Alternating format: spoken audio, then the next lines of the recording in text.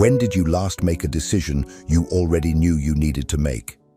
Not a difficult one, not one where you lacked information. A decision you had already made privately, inside yourself, weeks or months or years ago, and then didn't make.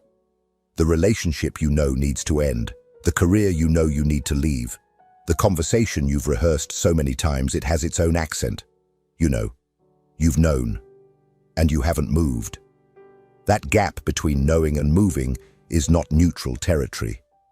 You feel it as discomfort, maybe as low-grade dread, maybe as a restlessness that attaches itself to everything except the thing it's actually about. You tell people you're still thinking it through. You find new angles to analyze.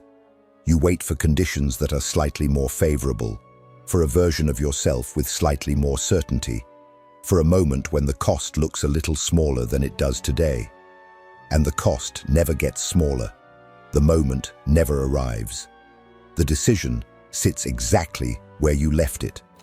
William James, writing in 1890, identified this state as the most psychologically destructive condition a human being can occupy. Not suffering, not failure, not grief. Suspension. The state of a person who has resolved something internally and refuses to enact it externally, holding the deliberation open not because they need more information, but because closing it means paying a price they can see. He called it the condition in which nothing is habitual but indecision. And he was precise about what it costs, not abstractly, neurologically. This video is going to show you the mechanism James discovered, the exact process by which postponing a decision you've already made doesn't preserve your options, but destroys your capacity to act on any of them. You'll see what suspension costs, how the mind sustains it through a specific kind of false belief, and what happens the moment you stop. Because the decision you're avoiding is not waiting for you, it's working on you.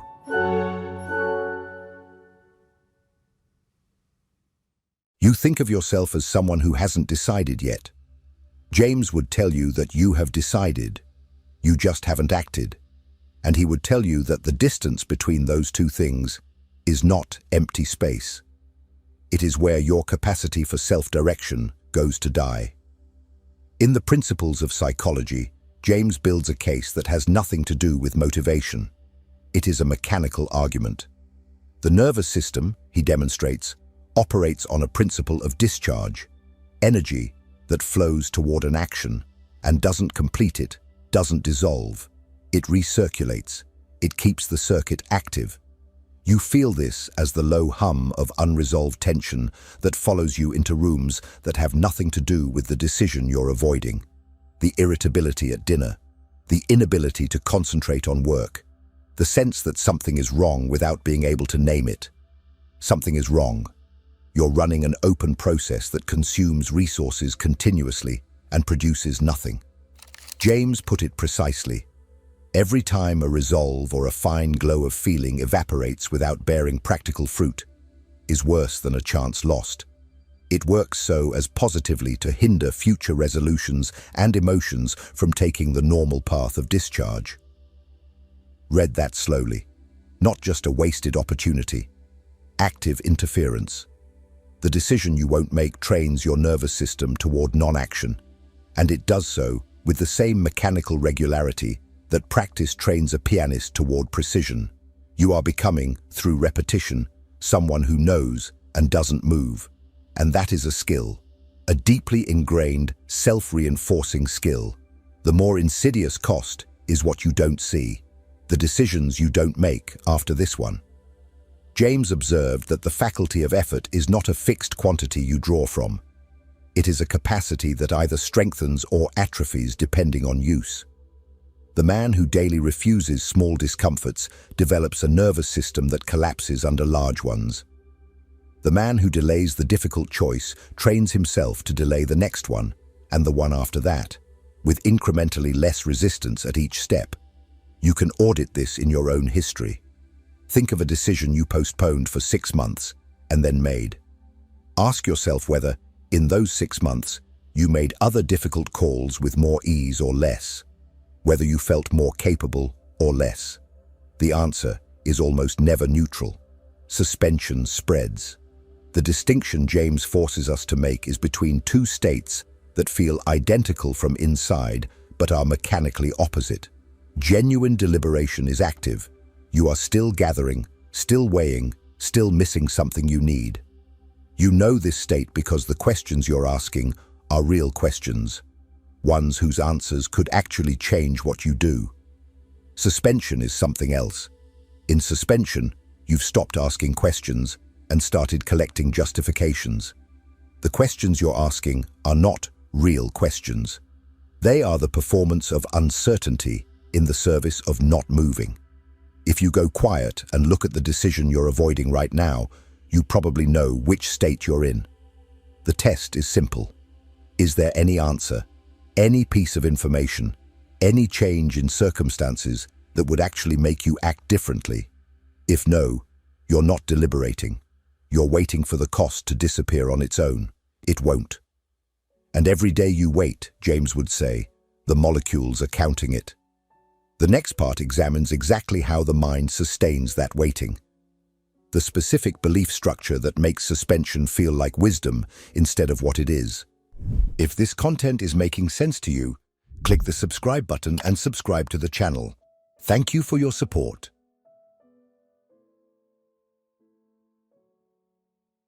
Suspension doesn't feel like a choice.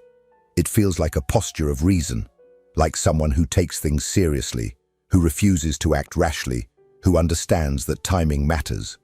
You don't experience yourself avoiding it. You experience yourself as thinking. William James, in The Will to Believe, makes an observation that cuts directly through that self-image. He argues that in any situation where a genuine option presents itself and you cannot resolve it on purely intellectual grounds, refusing to decide is not a neutral stance. It is itself a decision, made on passional grounds, carrying the same risk of being wrong as any active choice. His exact formulation is surgical. Do not decide, but leave the question open. Is itself a passional decision, just like deciding yes or no, and is attended with the same risk of losing the truth. You are not waiting for clarity. You are betting. You are placing active faith in the possibility that the relationship will correct itself without confrontation, that the career will become tolerable if you give it a little more time, that the conversation you need to have will become unnecessary if you hold out long enough. That is not patience. That is a belief, a specific operational belief that you are investing in daily with your attention and your energy and the hours of your life. And like every belief James examines, it has consequences proportional to how fully you act on it. The structure of this belief is what makes it so durable. It never has to be proven wrong, because it doesn't make a falsifiable claim. It just asks for more time to see, more time for conditions to shift. The threshold for acting keeps adjusting to stay just ahead of wherever you currently are, so the belief never expires and never gets tested. You can carry it for years, and it will never run out of road, because it generates its own road as it goes. James calls this kind of belief a living option, one that feels genuinely possible to the person holding it. And the problem is that your belief in resolution without rupture is a living option, because you've never disproven it. You haven't had the conversation, so maybe the conversation isn't needed. You haven't left, so maybe leaving isn't necessary. The belief survives on the absence of evidence rather than the presence of it, and that absence is something you are actively maintaining by not acting. The test James would apply is not philosophical, it's practical. Look at the last time you held this belief about a comparable situation. Did the relationship correct itself? Did the career become tolerable? Did the conversation become unnecessary? If the historical record of this specific belief in your own life is a failure, you are not exercising wisdom by holding it again. You are exercising something much closer to superstition.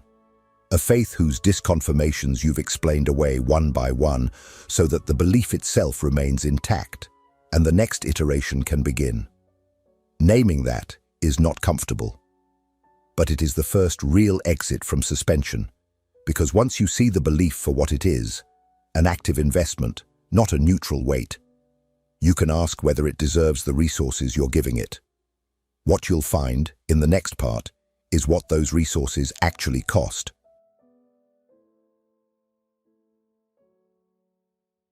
You have been running a calculation, the cost of acting on one side, the cost of not acting on the other, and you keep looking at the first column and finding it too high.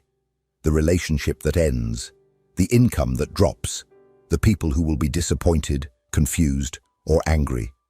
The version of your life that closes when you walk through that door. You can see all of it clearly, and it looks expensive. James would say, you're reading only half the ledger. The cost of the decision is real, visible, and finite. It will happen once. You will feel it, move through it, and arrive somewhere on the other side. The cost of suspension is different in kind. It is diffuse, invisible, and accumulates without a receipt. You don't experience it as a deduction. You experience it as a general diminishment of energy, of clarity, of appetite for the life you're actually living. The relationship you're staying in out of irresolution doesn't just sit there unchanged while you decide. It uses you. The career you haven't left yet extracts a daily tax in the form of a self that goes to work every morning knowing it is in the wrong place. These are not abstract losses. They are ours. They are the specific texture of specific days that you will not get back. James is exact about the mechanism. In the Principles of Psychology, he traces the way postponed resolves don't simply wait. They actively erode the capacity that would execute them. If we often flinch from making an effort, he writes, before we know it, the effort-making capacity will be gone. The person who delays the decision is not preserving themselves for it. They are spending themselves against it, one day at a time, so that when they finally face it, they have less available than they did when they first knew they had to move. This is the inversion that changes the calculation. You have been treating the cost of deciding as the price of the life you want. James reframes it. The cost of deciding is cheaper than what you're already paying. The real question is not whether you can afford to make this decision. It's whether you can afford to keep not making it. Run that backward through your own timeline. You have known what you needed to do for how long? 6 months? 2 years? Longer? Count what that period cost in terms of the energy that went to maintaining the suspension rather than building something. The nights of low-grade anxiety.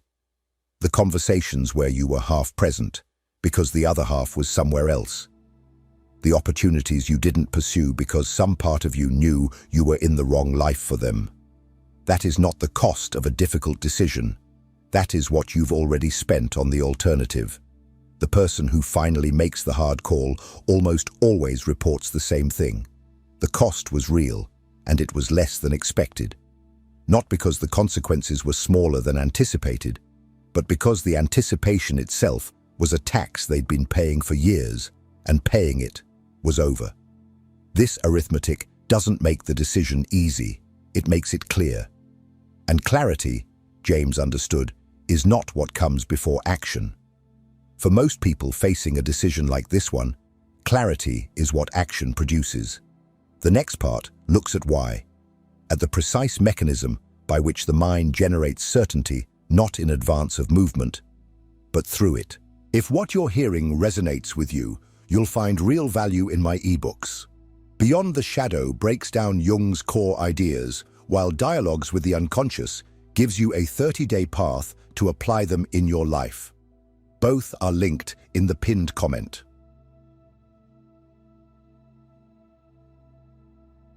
You know the decision. You've known it for a while.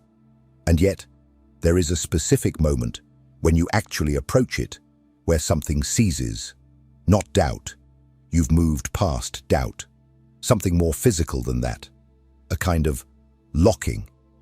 James had a name for what produces it. In the Principles of Psychology, he distinguishes between two types of difficulty in making a decision. The first is intellectual. You genuinely lack information, or the options are close enough that reason can't separate them. This difficulty resolves when the information arrives. The second is what he calls volitional difficulty, and it has nothing to do with information. You know what you'd choose if someone forced you to choose right now. The difficulty is not in selecting, it's in moving from the selection to the act. Volitional difficulty, James explains, operates through a specific mechanism. An idea that doesn't discharge into action doesn't stay neutral. It generates countervailing ideas, reasons to wait, images of bad outcomes, vivid representations of the cost. And those countervailing ideas compete with the original impulse for control of the nervous system. The longer you sit in that competition without resolving it, the more vivid the countervailing images become. Because your attention keeps feeding them.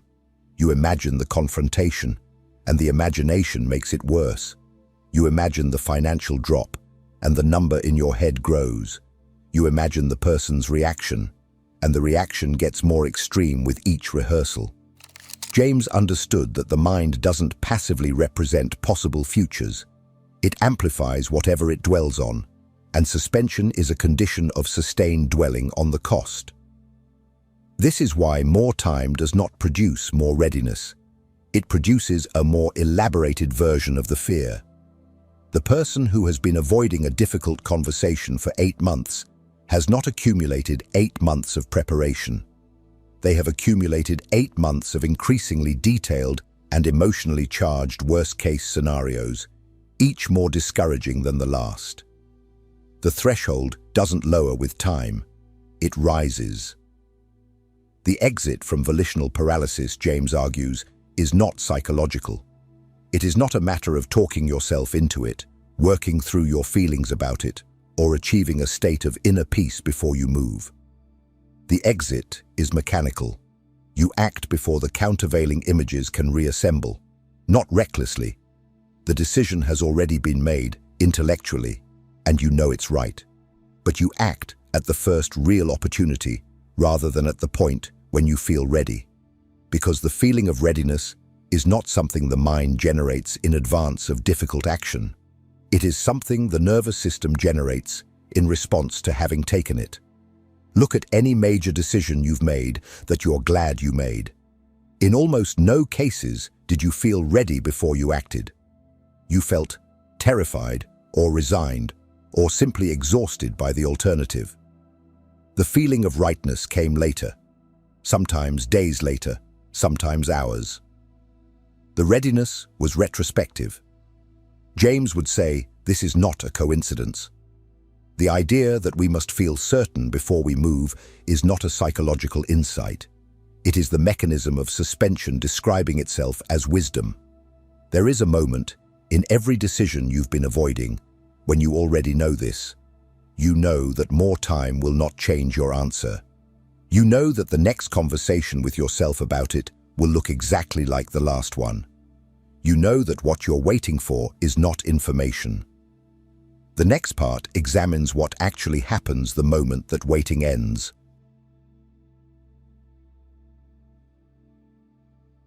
Most people think of a difficult decision as a door.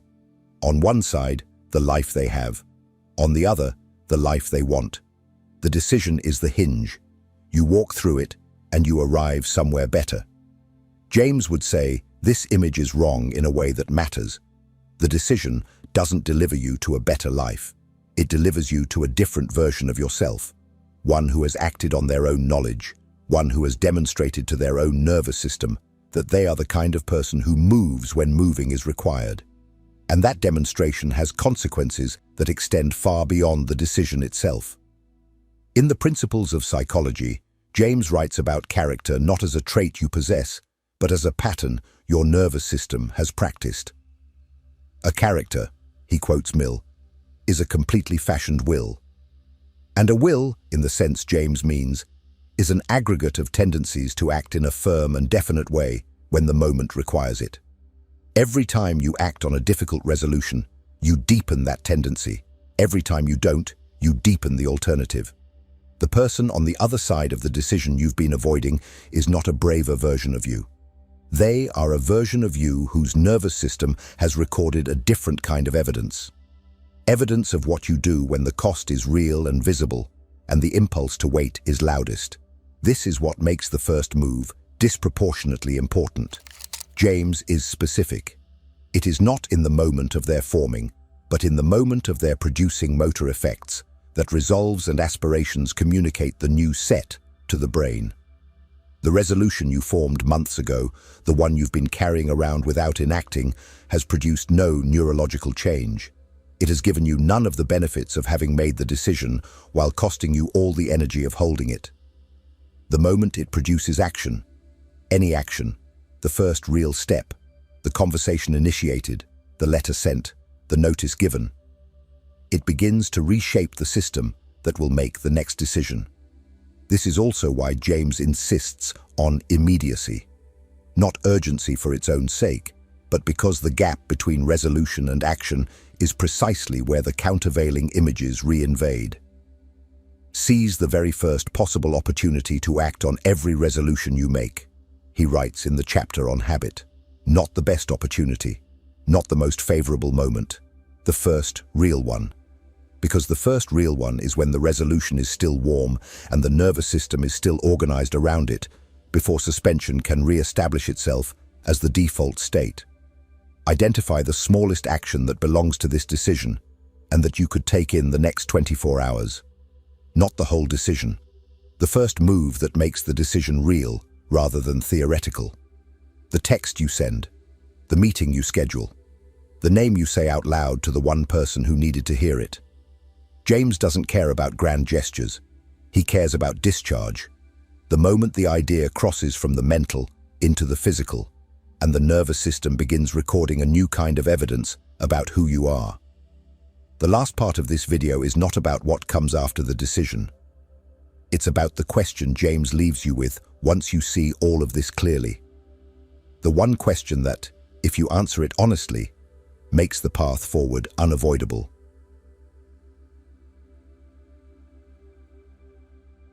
The life you want is not hidden from you. You know its general shape. You know what it requires. And somewhere in the course of this video, a specific thing probably surfaced. A name, a situation, a sentence you've been rehearsing for months. That surfacing was not incidental. It was recognition. James spent his career arguing against a particular kind of intellectual cowardice. The kind that disguises itself as rigor. The person who will not commit to a belief until every risk is eliminated, who treats permanent suspension as the sophisticated position, who mistakes the avoidance of being wrong for wisdom. His argument is that this posture is not neutral. It has costs.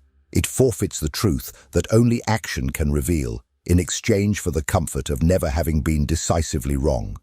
He was writing about religious belief. But the structure applies with full force here. You have been treating the decision you're avoiding as a problem that more thought will eventually solve. James would say you have misidentified the problem. The problem is not the decision. The problem is the gap between the decision you've already made and the life that's waiting for you to enact it. No amount of further thought closes that gap. Only movement closes it. And here is what James found, consistently, in the people who finally moved. The cost was real. The relationship did end. The income did drop. The people were disappointed. And the actual experience of those consequences was not what the months of anticipating them had been. The anticipation was chronic. The consequences were acute. Chronic pain spent over years is a different order of suffering than acute pain that arrives, peaks, and passes. The people who delayed longest paid most, not because the consequences were worse, but because they paid the anticipatory tax for longer before paying the actual price. The other thing they found was this. They did not need more courage than they had. Courage is not a resource you accumulate in advance. It is, as James understood it, a property of motion, something the nervous system generates when the body is already moving, not something it produces while standing still. You have been waiting to feel ready. That feeling will not arrive before you act. It arrives as you act, or just after. And it arrives because you acted. So the question James leaves you with is not strategic. It is not about timing or method or how to minimize the damage. Those are questions suspension generates to keep itself alive. The real question is simpler, and you already know the answer to it. You know what you need to do. You know that you know. You know that more time will not change your answer. That the next version of this conversation with yourself will look like every previous version. That the life you want is standing on the other side of a cost you've already calculated and already decided you can pay. The only thing still missing is the act itself. James wrote that there is no more miserable human being than one in whom nothing is habitual but indecision. That is not a moral judgment. It is a description of a nervous system in chronic conflict with itself, spending its energy maintaining a suspension that produces nothing, training itself daily toward inaction, slowly losing the capacity for the decisive movement it was built to make. You were built to make it. If this video landed the way it should, the one on your screen right now will too. Click to keep watching.